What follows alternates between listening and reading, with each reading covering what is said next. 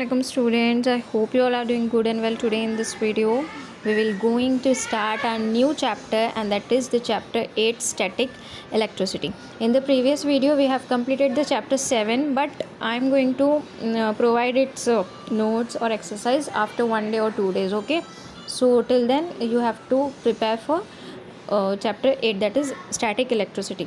मैं आपको हो सकता है ये चैप्टर ख़त्म होने के बाद में 7th और 8th की दोनों चैप्टर्स की PDF एक साथ प्रोवाइड कर दूँ स्टूडेंट. तो आप लोग एक्सरसाइज और सॉल्यूशंस के लिए बिल्कुल टेंशन ना लें. Just focus on explanation because ये दोनों chapter may be 8 is not there but 7 may be 7 chapter ये जो है आपको एग्ज़ाम में आने वाले हैं and that is highly weighted.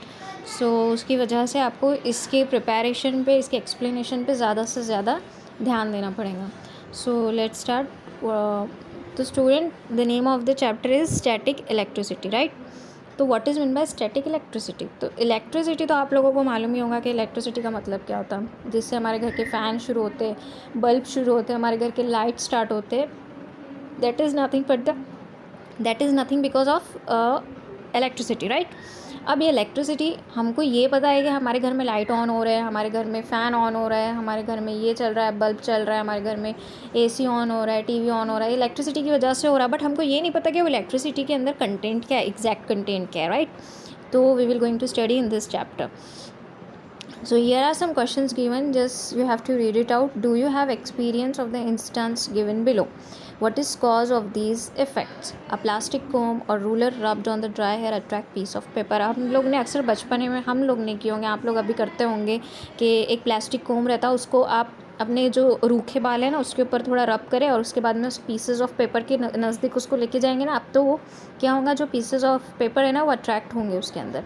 If you pass near a polyester curtain again and again it get attracted toward us. Polyester curtains अगर अपने घर में होंगे तो देखना आपने वो बार बार उसके पास में जाएंगे आप तो वो अपने जो बॉडी को है वो चिपक जाता है. Number 3, if you rub a blanket with our hands and take it near a metal object a spark is seen. अगर आप ब्लैंकेट को आप जोर से रब करेंगे और अपने हाथ को कोई मेटल ऑब्जेक्ट की तरफ लेके जाएंगे तो उसके अंदर से आपको स्पार्क निकलते हुए दिखेगा.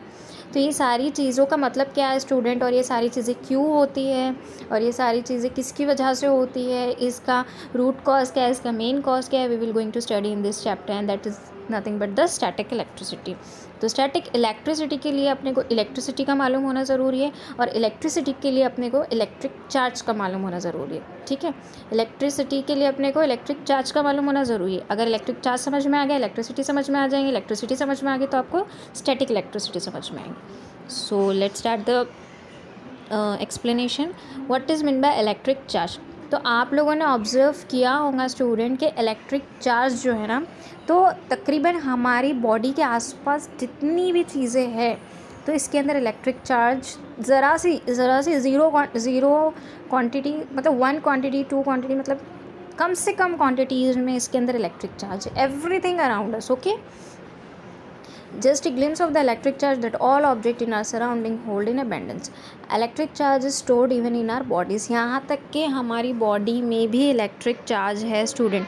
अब आप ये सोचते होंगे कि हमको करंट क्यों नहीं लगता, जैसे हम दोनों एक दूसरे को टच करते हैं हम लोग तो हम लोग को करंट क्यों नहीं लगता है ना. आप लोग ऐसे सोचते होंगे कि हमारी बॉडी तो इलेक्ट्रिकली चार्ज है तो फिर हमारी बॉडी में एक दूसरे को करंट क्यों नहीं लगता, हम लोग इतना स्टेबल कैसे चलते. तो उसका रीज़न आपको मैं आगे चैप्टर्स में धीरे धीरे समझाऊंगी और आपको भी समझ में आ जाएंगे. तो all substance are made of very tiny particles. हर सब्सटेंस, हमारी बॉडी का एक एक सब्सटेंस जो है वो छोटी से छोटी पार्टिकल से बना हुआ है, राइट. सेल से बना हुआ है ना. हमारी बॉडी में प्लाज्मा होते हैं, हमारी बॉडी में ब्लड सेल्स होते हैं, हमारी बॉडी में बहुत सारी चीज़ें हैं, लेकिन वो सारी चीज़ें जो है वो सेल से बनी हुई है. सेल के अंदर भी बहुत सारी चीज़ें होती है, जैसे न्यूक्लियस होता है, प्रोटॉन होते हैं, न्यूट्रॉन होते हैं ना. तो ये सारी चीज़ें क्या, छोटी सी छोटी बड़ी चीज़ें जो है वो छोटी सी छोटी चीज़ों से बनी हुई है. इवन छोटी सी छोटी चीज़ें भी छोटी टाइनी पार्टिकल से बनी हुई है. तो all substance are made of very tiny particles. Electric charge is an intrinsic property of these particles. यही पार्टिकल के अंदर क्या है, फिर इलेक्ट्रिक चार्जेस है. यही छोटे छोटे पार्टिकल्स के अंदर क्या है, इलेक्ट्रिक चार्जेस है. दो in these way electric charges abundantly present. और इसकी वजह से क्या होता है, अब हमारी बॉडी जो है तो ये छोटे छोटे चार्जेस से छोटे छोटे सेल्स से बनी हुई है. ये सेल्स जो है तो उसके अंदर क्या है, इलेक्ट्रिक चार्ज है. अब ये सेल्स तो ओवरऑल पूरी बॉडी में है, तो फिर क्या हो गया इनडायरेक्टली, इसका मतलब कि हमारी पूरी बॉडी में क्या है, इलेक्ट्रिक चार्ज है। क्या है स्टूडेंट, इलेक्ट्रिक चार्ज है हमारी बॉडी में। लेकिन कैसा है, दिखाई देने वाले स्टेट में है क्या, no, it is in hidden state. हमारी बॉडी का इलेक्ट्रिक चार्ज बाहर से दिखता है कि ये पॉजिटिवली चार्ज है, नेगेटिवली चार्ज है, इनके हाथ पॉजिटिवली चार्ज है, इनके ये वाला पैर नेगेटिवली चार्ज है, नो, हमको नहीं दिखेगा because it is in hidden state. वो हमको नहीं दिखाई दे सकता, वो हमारी बॉडी में एकदम कैसे है, हिडन कैविटी में है। दिस इज़ बिकॉज, क्योंकि ऐसा क्यों होता है स्टूडेंट, क्योंकि इसके अंदर एक सेल हो गया या छोटे से छोटे पार्टिकल्स है हमारी बॉडी में, उसके अंदर कितने चार्जेस प्रेजेंट है, 2 चार्जेस प्रेजेंट है। That is one is positive charge and another one is negative charge. अब स्टूडेंट्स ये जो चार्जेस है ना, ये हमारी बॉडी में कैसे इक्वल क्वांटिटी में प्रेजेंट है। मतलब अगर हमारी बॉडी की एक सेल में 4 पॉजिटिव चार्जेस है तो नेक्स्ट वाले सेल में भी हमारे 4 नेगेटिव चार्जेस है। तो क्या होता है स्टूडेंट कि हमारी बॉडी में ये जो नेगेटिव चार्ज और पॉजिटिव चार्ज है ये इक्वली डिवाइडेड है, राइट। यहाँ पे 4 है तो यहाँ पे भी चार्ज है, 4 है ना, जिसकी वजह से वो ऑब्जेक्ट क्या होता है, न्यूट्रल हो जाता है। क्या हो जाता, न्यूट्रल हो जाता, और उसकी वजह से उसके अंदर कोई चार्ज प्रेजेंट नहीं होता। चार्ज बोले तो उसके अंदर कोई स्पार्क प्रेजेंट नहीं होता। अगर ये चार्जेस बैलेंस नहीं होंगे स्टूडेंट, तो ऑब्जेक्ट को क्या बोलेंगे, चार्ज्ड बोलेंगे। क्या बोलेंगे, चार्ज्ड बोलेंगे। अब मैं आपको इजीली समझाती हूँ। हमारी बॉडी बहुत सारी चीज़ों से बनी हुई है। हमारी बॉडी के स्मॉल हिस्से को, that is the structural and functional unit of our body is nothing but the cell, right. अब हर किसी की भी बॉडी, कोई भी सब्सटेंस की बॉडी छोटे से छोटे सेल से बनी हुई है, और यही सेल्स के अंदर क्या है स्टूडेंट, पॉजिटिव और नेगेटिव चार्जेस है। तो ये पॉजिटिव और नेगेटिव चार्जेस जो है हमारी बॉडी के अंदर, ये इक्वली डिवाइडेड है। अगर 4-5 पॉजिटिव चार्ज है तो 4-5 नेगेटिव चार्ज है, ठीक है। जब ये बॉडी क्या होंगी, इक्वली डिवाइडेड चार्जेस कैरी करेंगी, तो वहाँ पे स्पार्क नहीं होगा, वो बॉडी जो रहेंगी वो एकदम स्टेबल फॉर्म में रहेंगी। वो बॉडी के अंदर कुछ भी हलचल नहीं होंगी, मतलब वो बॉडी को कुछ भी करंट वगैरह ऐसा वैसा कुछ उसके साथ में नहीं होगा। लेकिन अगर वो बॉडी के चार्जेस इधर के उधर हो गए, ठीक है, वो बैलेंस नहीं हुए, जैसा अगर 4 पॉजिटिव चार्जेस है तो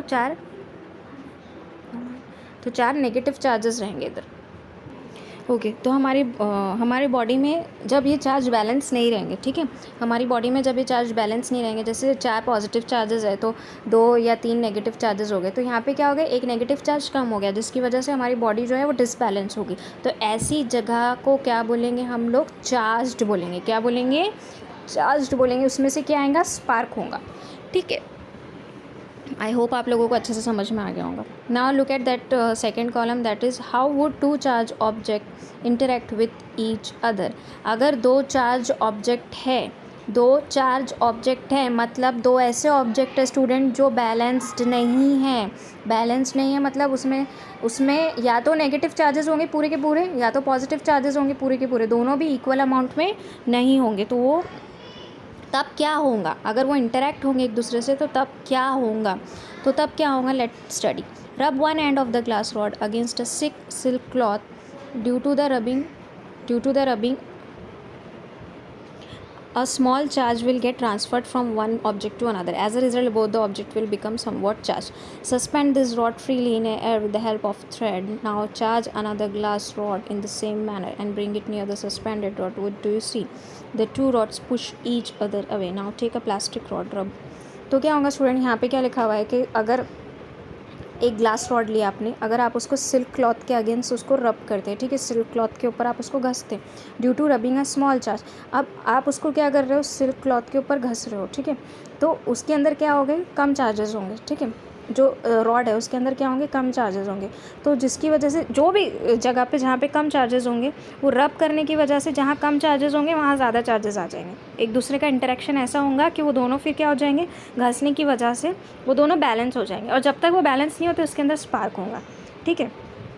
as a result somewhat both object will become somewhat charge, दोनों भी चार्ज हो जाएंगे। Now suspend this rod freely in the air. अब अपने को क्या करना है, दूसरे एक्टिविटी में अपने को यही जो रॉड है, एक रॉड है, अपने को उसको क्या करना है, एयर के अंदर फ्रीली सस्पेंड करना है, ठीक है, लटकाना है उसको। Now charge another glass rod in the same manner, और दूसरी जो रॉड है उसको भी अपने को सेम मैनर से उसको चार्ज करना है मतलब उसके नज़दीक लेकर जाना है, ठीक है। उसके बाद में bring it near the suspended rod, जो लटकी हुई रॉड है ना उसके पास में अपने को एक दूसरी रॉड को लेके जाना है। व्हाट डू यू सी, अब आप क्या देखेंगे, the two rod push each other away, ये दोनों रॉड जो है ना एक दूसरे को दूर दूर फेंकेंगी, ठीक है, एक दूसरे को दूर दूर फेंकेंगी। Now take a plastic rod, अब क्या करना है आपको, दूसरी रॉड लेना है, ठीक है, ग्लास रॉड तो सस्पेंडेड है ही एयर में, अब आपको प्लास्टिक रॉड लेने की, रब one of its and against a woollen cloth, अब उसको आपको क्या करने का है, वूलन क्लॉथ पे रब करना है, क्लॉथ दूसरा लेने का है। Bring that and near the suspended glass rod, अब वो ग्लास रॉड के पास में आपको लेके जाना है, क्या करना है आपको, ग्लास रॉड के पास लेके जाना है। Now what do you see, the two rods are pulled towards each other, अब ये जो रॉड्स है ना वो एक दूसरे के करीब आ जाएंगे। तो ऐसा क्यों हुआ student, I will explain you. हम लोग ने दो ग्लास रॉड लिए थे, दोनों में सेम चार्जेस थे, इसमें भी पॉजिटिव चार्जेस थे, इसमें भी पॉजिटिव चार्जेस, ऑब्वियसली दोनों अगर ग्लास रॉड रहेंगे तो दोनों में सेम चार्जेस रहेंगे। तो जब दो सेम चार्जेस रहेंगे पॉजिटिव और पॉजिटिव, वो रिपेल होंगे एक दूसरे से, क्या होंगे, दूर भागेंगे। हमेशा याद रखना, like charges repel each others and unlike charges attract each other.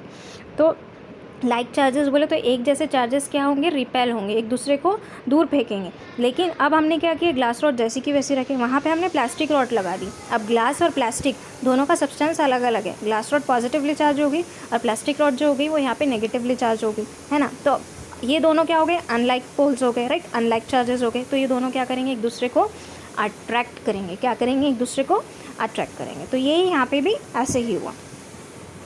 What did you find in the first experiment? Two rods carrying similar charges push each other. वही जो मैंने आपको समझाई, यहाँ पे लिखा हुआ है कि अगर सेम चार्जेस रहेंगे रॉड्स के अंदर तो वो एक दूसरे को दूर फेंकेंगे, वाइल अगर दोनों के अंदर अलग अलग टाइप के चार्जेस रहेंगे पॉजिटिव और नेगेटिव, वो दोनों एक दूसरे को अट्रैक्ट करेंगे। We learned from the second experiment that rod carrying opposite types of charges get pulled towards each other. This is called attraction. इसको क्या बोलेंगे, अट्रैक्शन। जब वो दूर भागेंगे उसको रिपल्शन बोलेंगे, और जब वो करीब आएंगे तो उसको क्या बोलेंगे, अट्रैक्शन बोलेंगे। So in this way students I have explain you this, इसका जो अभी स्टार्टिंग पॉइंट है, इसका जो बेसिक चीज़ें मैंने आपको समझा दी होंगी। जब तक आपके दिमाग में अगर मैं आपको फर्दर एक्सप्लेन करूँगी तो आप क्या करेंगे, इसके अंदर और कंफ्यूज होते जाएंगे। सो मैं चाहती हूँ कि मैं आपको थोड़ा थोड़ा एक्सप्लेन करूँ। सो look at that green box, the sentence Benjamin Franklin name the electric charges positive charge and negative charge। electric charges को बेंजामिन फ्रैंकलिन ने दो चीज़ों में डिवाइड करे, that is positive charge and negative charge। so I hope you all get my points clear, I hope you can understood this chapter। so thanks for watching and